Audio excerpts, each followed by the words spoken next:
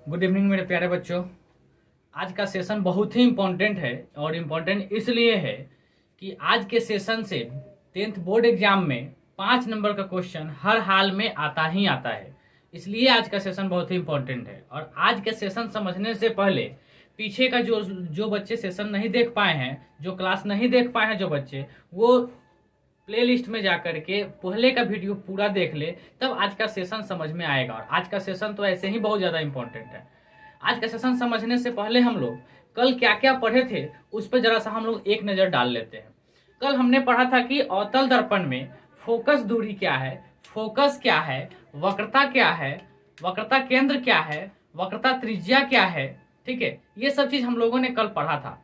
ठीक है, तो पिछले वाले वीडियो जाकर के, पिछले वाले सेशन का वीडियो जाकर के आप लोग देख लीजिए। जो लोग नहीं देखे हैं, इस वीडियो के हम डिस्क्रिप्शन बॉक्स में हम उसका लिंक डाल देंगे, आप लोग वहां जाकर के पहले का सेशन जरूर देख लेंगे, तभी आज का सेशन समझ में आएगा। आज का सेशन बहुत ही इंपॉर्टेंट है। इंपॉर्टेंट इसलिए है कि हम लोगों को आज पढ़ना है क्या, एफ और आर में रिलेशन, एफ और आर में संबंध, आर में संबंध।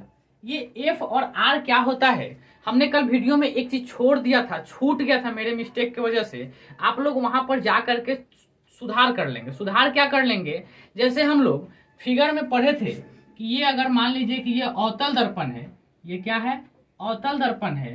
तो कल हम लोगों ने जो पढ़ा था थोड़ा सा उस पर नजर डाल लेते हैं। हम लोग ये अवतल दर्पण पढ़े थे और इस खोखले गोले का ये सेंटर होता है, खोखले भाग का ये सेंटर होता है, जिसको हम लोग सी से डिनोट करते हैं, जिसको हम लोग किस चीज से सूचित करते हैं, सी से। और दर्पण के मध्य बिंदु को, बीच वाले बिंदु को हम लोग कहते हैं ध्रुव। इसको कहते हैं क्या, ध्रुव। इसको कहते हैं हम लोग ध्रुव। इसको कहते हैं वक्रता केंद्र। इसको क्या कहते हैं हम लोग, वक्रता केंद्र। यही हम लोग पढ़े थे कल। ठीक है, वक्रता केंद्र। और इस वक्रता केंद्र और ध्रुव को मिलाने वाले सरल रेखा को हम लोग कहते हैं प्रधान अक्ष या मुख्य अक्ष। इसको हम लोग क्या कहते हैं, मुख्य अक्ष। इसको हम लोग क्या कहते हैं, मुख्य अक्ष, जो हम लोगों ने कल बहुत अच्छे से पढ़ा भी था और समझा भी था। किसी बच्चे को अगर कोई प्रॉब्लम है तो हमको कमेंट बॉक्स में जरूर कमेंट करके बताएंगे। इतना क्लियरली बता देने के बाद भी अगर प्रॉब्लम है तो थोड़ा सा उस बच्चे को और ज्यादा मेहनत करने की जरूरत है, या फिर अच्छे से वीडियो का स्पीड हाई करके नहीं देखना है, आप उसको मीडियम में ही देखें, नॉर्मल स्पीड में ही देखें।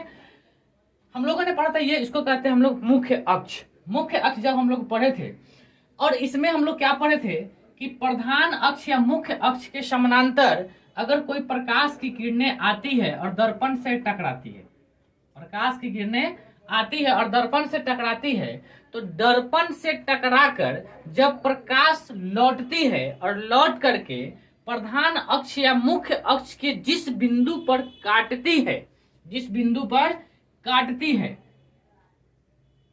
जैसे ये देखिए ये लौट रहा है किरण और ये यहाँ काट रहा है, और जहां काटती है उसको हम लोग कहते हैं फोकस। उसको हम लोग क्या कहते हैं, इस बिंदु को कहते हैं फोकस। इस बिंदु को क्या कहते हैं हम लोग, फोकस, जो हम लोग कल बहुत अच्छे से समझे थे। एक नजर डाल लेते हैं थोड़ा सा। इसको कहते हैं हम लोग फोकस। दूसरा हम लोग पढ़े थे क्या कि फोकस तो हो गया, वक्रता केंद्र हो गया, ध्रुव हो गया। ठीक है, अब देखिए वक्रता त्रिज्या का जो हम लोग परिभाषा लिखे थे, वक्रता त्रिज्या का जो हम लोग परिभाषा लिखे थे कि वक्रता केंद्र और ध्रुव, वक्रता केंद्र और ध्रुव को मिलाने वाली सरल रेखा के बीच की जो दूरी होती है उसी को हम लोग कहते हैं वक्रता त्रिज्या। अर्थात इसको तो हम लोग पी से सूचित करते ही हैं, तो सीपी को हम लोग क्या कहते हैं, सीपी को हम लोग को लिखे थे सीपी बराबर वक्रता त्रिज्या। वक्रता त्रिज्या हम लोग कल लिखे थे। ठीक है, तो वक्रता त्रिज्या लिखे थे। तो वक्रता त्रिज्या जो होता है, वक्रता त्रिज्या, इसको हम लोग वक्रता त्रिज्या को कैपिटल आर से भी डिनोट करते हैं। इसको जहां हम लोग सीपी को लिखे थे ना कि वक्रता त्रिज्या, वहां पर इसे आर से भी सूचित करते हैं। ये चीज लिख लीजिएगा, ये चीज छूट गया था मेरे से। एक चीज और छूट गया था, फोकस दूरी। फोकस दूरी भी छूट गया था। तो फोकस दूरी जो होता है, हम बताए तो थे कि फोकस दूरी क्या होता है, एफ और पी के बीच की दूरी को, इसको हम लोग एफ से सूचित करते हैं ना, तो एफ और पी के बीच की दूरी को तो बता दिए थे कि फोकस दूरी कहते हैं, लेकिन हम लोग इसको लिखे थे क्या, पी एफ या एफ पी को फोकस दूरी कहते हैं। हम लोग लिखे थे एफ पी बराबर क्या, फोकस दूरी, फोकस दूरी, ठीक है। वहां पर हम लोग इसको एफ, स्मॉल एफ से भी हम लोग फोकस दूरी को डिनोट करते हैं, लिख लेंगे, जो फेयर किए होंगे उसमें लिख लेंगे स्मॉल एफ से हम लोग फोकस दूरी को डिनोट करते हैं। यहां तक कोई दिक्कत नहीं है। चलिए, इतना हम लोग को ने कल पढ़ा था। आज हम लोगों को पढ़ना है कि एफ बराबर आर बाई टू, इसी को प्रूफ करना है, इसी को प्रमाणित करना है। इसी को क्या करना है, प्रमाणित करना है। इसको प्रमाणित करने के लिए हम लोग क्या करेंगे, ये क्या होता है, एफ तो हम लोग जान रहे हैं कि फोकस दूरी होता है, आर क्या होता है, वक्रता त्रिज्या होता है। आर क्या होता है, वक्रता त्रिज्या। जो लोग पहले का वीडियो नहीं देखे, पहले कल का वीडियो देख लीजिए, तब आपको एफ पी आर सी ये सब में अंतर समझ में आ जाएगा। चलिए, आज हम लोग पढ़ेंगे, इसको मिटा दे, इसको मिटा दे, चलिए इसको मिटा देते हैं।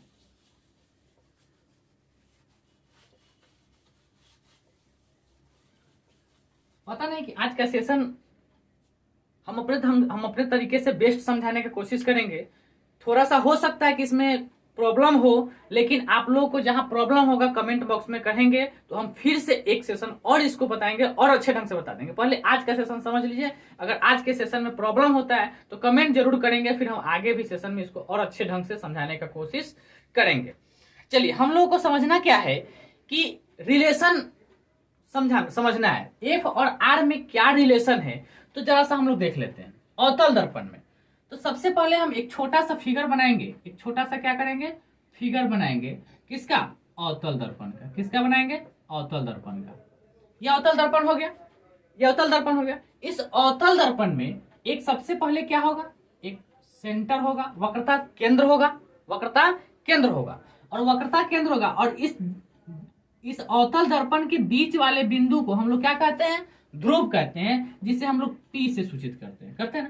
और इस मिलाने वाली रेखा को, इस मिलाने वाली सरल रेखा को हम लोग कहते हैं प्रधान अक्ष। इस सरल रेखा को हम लोग क्या कहते हैं, प्रधान अक्ष कहते हैं। ये तो हम लोगों ने कल पढ़ा था, बहुत अच्छे से पढ़ा था। अच्छा, अब देखिए, बात यह है कि अभी हमने ये भी पढ़ा था कि मुख्य अक्ष के समानांतर अगर कोई प्रकाश की किरणें आती है तो आने के बाद ये दर्पण से टकरा के लौटती है, और लौटती है तो ये प्रधान अक्ष के जिस बिंदु पर काटती है, प्रधान अक्ष के जिस बिंदु पर ये काटती है उस बिंदु को हम लोग कहते हैं फोकस। उस बिंदु को हम लोग क्या कहते हैं, फोकस। ठीक है, बस इस फिगर के जरिए ही हम लोग F बराबर R/2 को हम लोग सिद्ध करेंगे, प्रमाणित करेंगे। ठीक है, कैसे प्रमाणित करेंगे सो जरा सा देख लीजिए।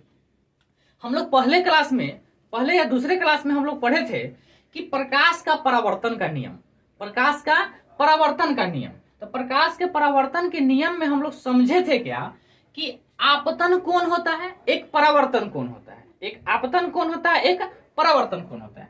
तो ये आपतन कोण और परावर्तन कोण के बारे में हम लोगों ने समझा था कि अगर कोई सतह है, इस पर कोई प्रकाश की किरण आती है और सतह पर पड़कर लौटती है, प्रकाश की किरण आती है और सतह पर पड़कर क्या होती है, लौटती है, लौट गई। तो लौटती है तो ये कुछ खास नियम का पालन करते हुए लौटती है। तो सेम यहाँ पर भी वही नियम का पालन करते हुए ये प्रकाश इस पर पड़ता है और पड़ के लौट जाता है। प्रकाश क्या होता है, पड़ता है और पड़ के लौट जाता है।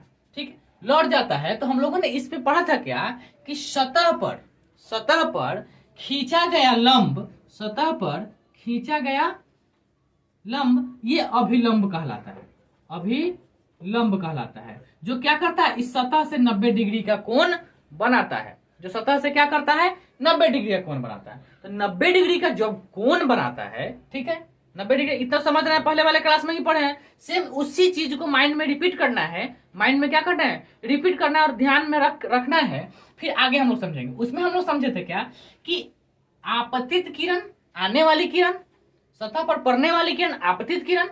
तो आपतित किरण और अभिलंब के बीच के कोण को हम लोग कहते हैं आपतन कोण। अभिलंब के बीच के कोण को क्या, आपतित किरण और अभिलंब के बीच के कोण को क्या कहेंगे, आपतन कोण। और सतह से प्रकाश की किरण जब लौटती है तो लौटने वाली किरण और अभिलंब के बीच के कोण को हम लोग कहते हैं परावर्तन कोण। इसको हम लोग साइन आई से डिनोट करते हैं और इसको आर से डिनोट करते हैं ना, सिंपल सा। तो हम लोगों ने भी पढ़ा था दूसरा नियम परावर्तन में, हम लोग पढ़े थे कि आपतन कोण और परावर्तन कोण क्या होता है, बराबर होता है। आपतन कोण और परावर्तन कोण क्या होता है, बराबर हो। ये बखूबी समझ रहे हैं। तो इसी फिगर को हम सेम यहां पर अप्लाई करेंगे। इसी फिगर को हम इसको मिटा देते हैं, ये समझ में आया ना। इसी को हम लोग यहाँ पर दिमाग में डालेंगे, यहाँ दिमाग में जो डालेंगे और यहाँ पर देखेंगे। अब ये आपतित किरण है, आने वाली किरण है, आने वाली किरण है। एक चीज और हम लोग मैथ में पढ़े हुए हैं, गणित में हम लोग पढ़े हुए हैं क्या, कि अगर कोई सर्किल है, अगर कोई सर्किल है, किसी सर्किल से, सर्किल के केंद्र से परिधि को मिलाने वाली जो रेखा होती है, ये जब मिलाती है तो ये इस सतह के साथ ये 90 डिग्री का कोण बनाती है। ये हम लोगों को मैथ में पढ़ना है। अगर नहीं भी पढ़े होंगे तो ये जान लीजिए कि सर्किल में, वृत्त में केंद्र से परिधि को मिलाने वाली रेखा परिधि पर 90 डिग्री का कोण बनाती है। ठीक है, चलिए, ये 90 डिग्री का कोण बनाती है। तो देखिए यहां पर ये जो है ये तो सबसे पहले कि ये आपतित किरण हो गया। ये क्या होगा, मान लीजिए कि ये आपतित किरण कोई ए और बी है, ए और बी है, आपतित किरण हो गई। आपतित किरण जब दर्पण से टकराती है और टकरा के लौट गई, टकरा के क्या हो गई, लौट गई। तो टकरा के जब लौट गई तो टकरा के तो लौट गई। तो यहां पर जो हम लोग पढ़े हैं कि ये और ये यानी केंद्र से परिधि को मिलाने वाले पर 90 डिग्री कोण बनता है। तो सेम यहां पर ये कंडीशन करेंगे हम लोग। ये सर्किल है, तो सर्किल का ये मान लो कि ये सर्किल है ना, सर्किल का ही भाग है ना। तो सर्किल का जो भाग है, तो इस सर्किल के भाग से केंद्र से परिधि को मिला देते हैं। परिधि को क्या करते हैं, मिला देते हैं, परिधि को मिला देते हैं। तो ये इस पर लंब हो गया, ये इसको मिला दिया, मतलब क्या हो गया, ये लंब हो गया। जैसे हम लोग यहाँ पढ़े हैं ना, तो ये इस पे क्या करेगा, ये 90 डिग्री का कोण यहाँ बना देगा, यहाँ 90 डिग्री का कोण बना देगा। ठीक है, तो ये इस सतह पर ये डाला गया लंब हो गया। मतलब इस फिगर के लिए CB जो हो गया वो अभिलंब का काम करेगा। यहाँ इस फिगर के अनुसार लंब का काम करेगा। अच्छा, तो चलिए, जब लंब का काम करेगा तो अब देखिए, तो ये हो गया अभिलंब, ये हो गया अभिलंब, और ये हो गया आपतित किरण, और ये हो गया परावर्तित किरण। ठीक है, तो परावर्तन के दूसरे नियम से इसमें आपतन कोण क्या हो गया, आपतन कोण आपतित किरण और अभिलंब के बीच का कोण। तो आपतित किरण AB हो गया और अभिलंब BC हो गया। तो आपतित किरण और अभिलंब, ये अभिलंब है, तो अभिलंब के बीच का कोण ये हो गया क्या, I। ये हो गया क्या, I। ठीक है, दिख रहा है, नहीं दिख रहा, जूम करके देखेंगे। ये हो गया क्या, I। ठीक है, और अब ये अभिलंब हो गया और इस सतह से ये टकरा कर किरण लौट रही है। तो इस किरण को हम लोग, इस कोण को हम लोग क्या कहेंगे, परावर्तन कोण कहेंगे, जिसको हम लोग R कहते हैं, जिसको हम लोग क्या कहते हैं, R कहते हैं। अगर इसमें नहीं समझ में आ रहा है तो आप सीधा बात है कि ये दर्पण हो गया, ये क्या हो गया, दर्पण हो गया, ये दर्पण हो गया। इसमें ये किरण आ रही है।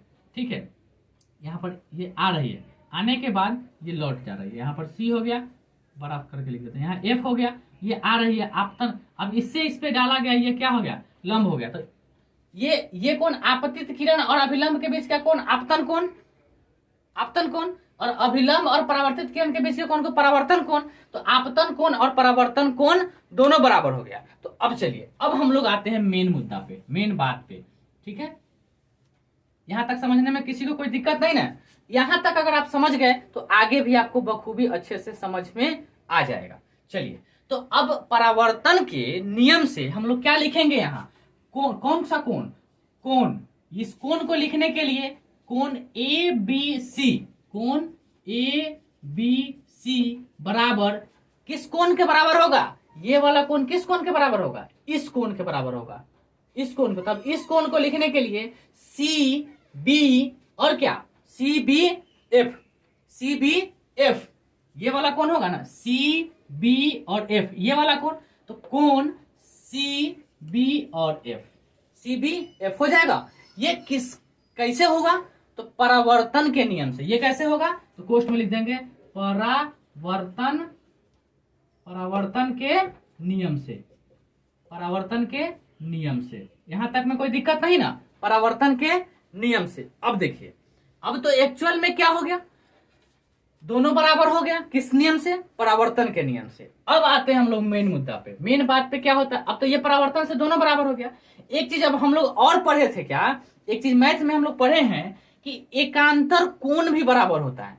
एकांतर कोण बराबर क्या कैसे होता है, कौन सा कोण एकांतर होता है, तो सीधे ठेठ भाषा में हम लोग समझते हैं कि जेड नुमा जो आकृति होती है ना, जेड नुमा जो आकृति होती है, इसमें दोनों बने हुए कोण एकांतर कोण कहलाते हैं ठेठ भाषा में।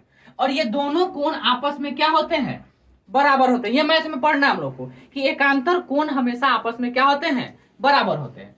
तो आपको एक चीज इसमें नजर आ रहा होगा कि आप देखिए जेडनुमा आकृति आपको देखना है, तो जेडनुमा आकृति आप क्या देखेंगे कि ए बी सी और P, A B C P दिख रहा है जेडनुमा आकृति, ऐसे A B C P, A B C और पी, ये चीज दिख रहा है आपको इस फिगर में, इस फिगर में दिख रहा है ना।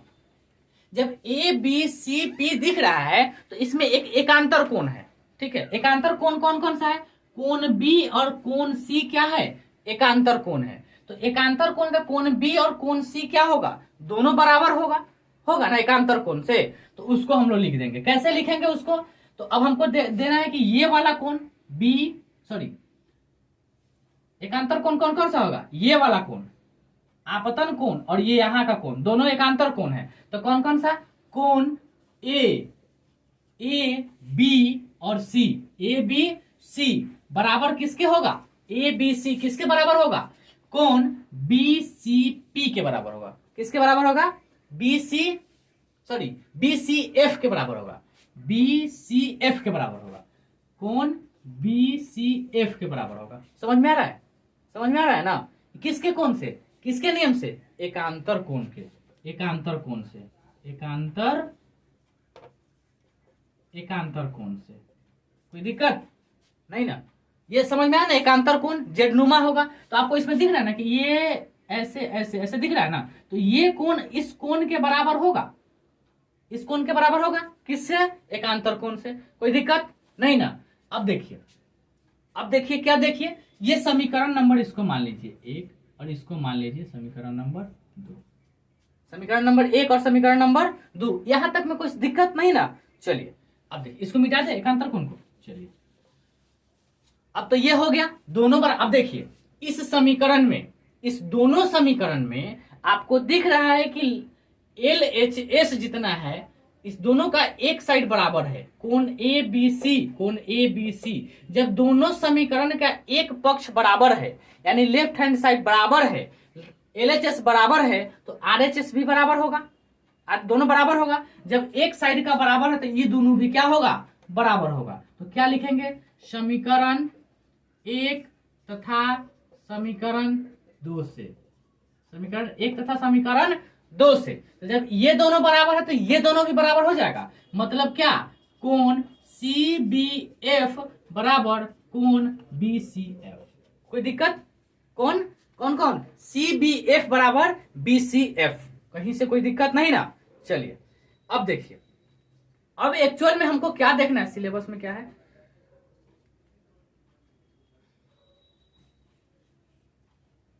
चलिए अब तो ये हम लोग जान गए। दूसरा चीज, अब ये कोण B CBF ये कोण और BCF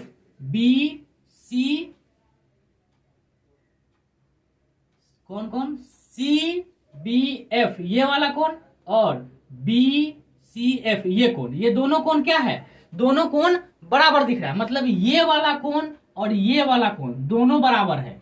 तो किससे, अब जब एकांतर कोण से ये दोनों बराबर होगा, तो जब अब तो ये त्रिभुज दिख रहा है ना आपको, ये त्रिभुज दिख रहा है ना, ये त्रिभुज दिख रहा है इस टाइप का, यहां पर ये वाला त्रिभुज दिख रहा है ना। तो अब देखिए, जब ये दोनों कोण, किसी त्रिभुज का अगर दो कोण आमने सामने का बराबर है, तो उस कोण के सामने वाली भुजा भी क्या होती है, बराबर होती है। अगर दो कोण, किसी त्रिभुज में अगर दो कोण बराबर है तो उसके सामने वाली भुजा भी बराबर होती है। अगर किसी त्रिभुज के दो कोण आपस में बराबर है तो उस कोण के सामने वाली दोनों भुजाएं भी क्या होगी, बराबर होगी। तो इस कोण के सामने वाला भुजा ये हो गया और इस कोण का सामने वाला भुजा ये हो गया ना। इस त्रिभुज में अगर ई कोण और ई कोण दोनों बराबर है, दोनों बराबर हो गया, तो उसके सामने वाली भुजा भी बराबर होगी। अच्छा, तो अब हम क्या लिखेंगे? अब क्या लिखेंगे? जब इसमें दोनों कोण बराबर है तो सी, देखिए यहां सी एफ बराबर बी एफ हो जाएगा। सी एफ भुजा सी एफ और बी एफ क्यों बराबर होगा?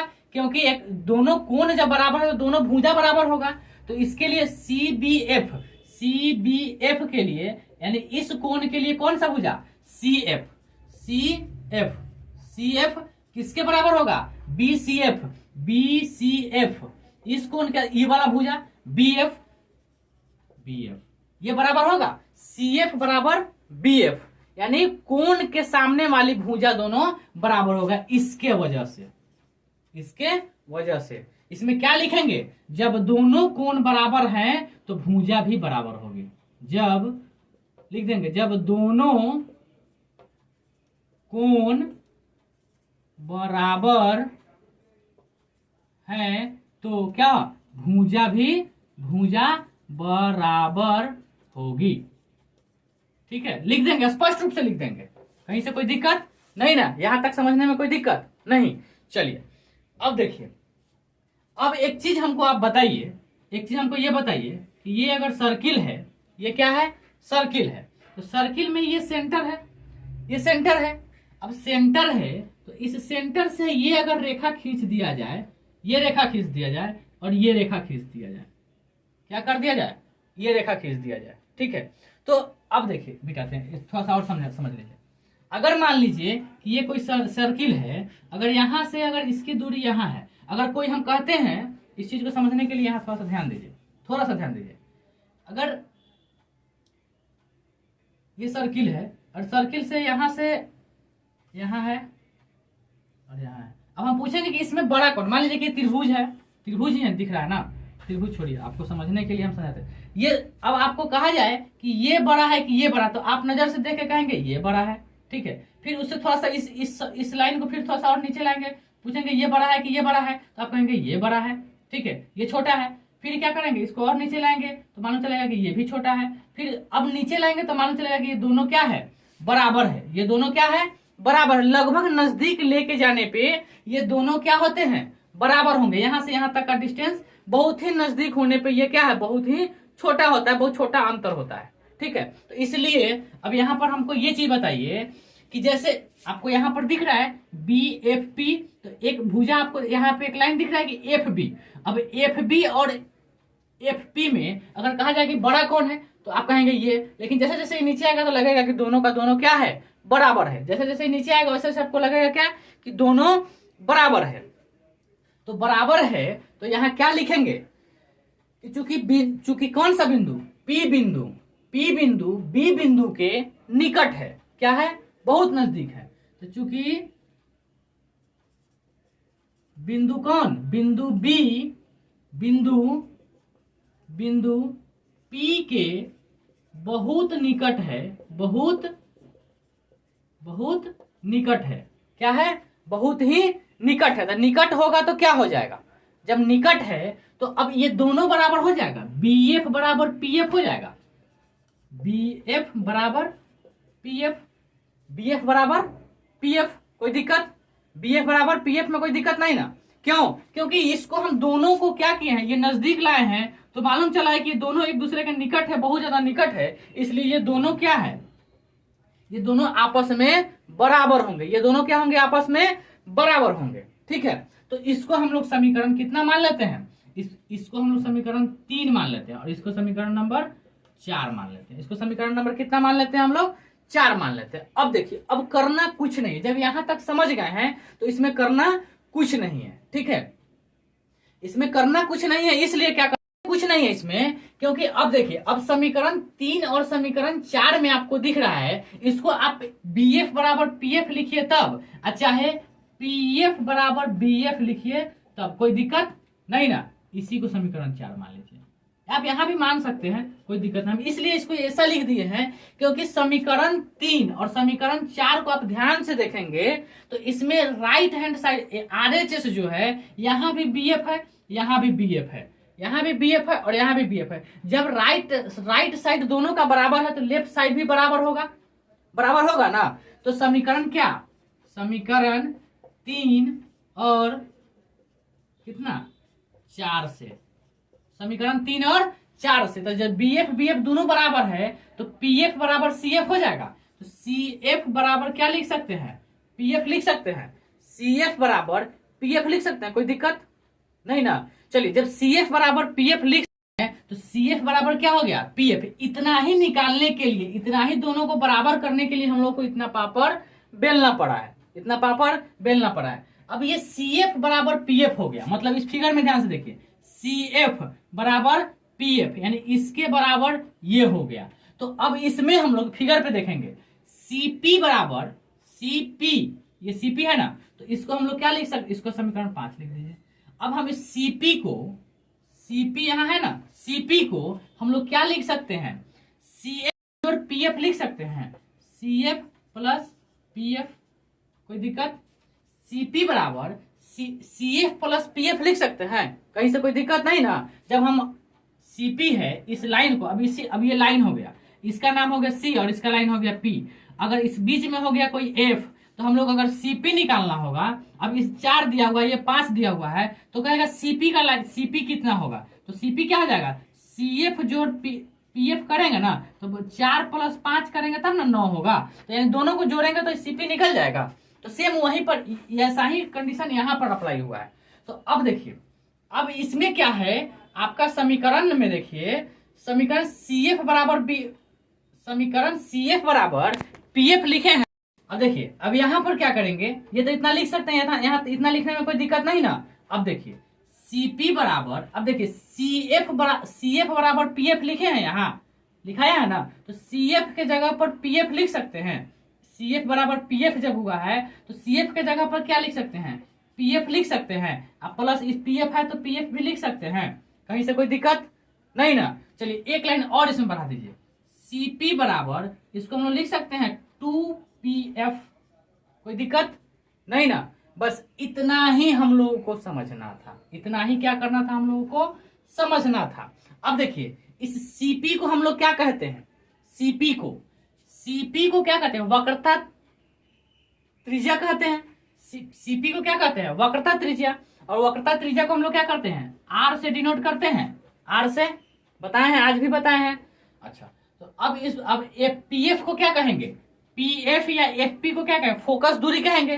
तो R बराबर ये क्या हो जाएगा, 2F हो जाएगा, R बराबर 2F।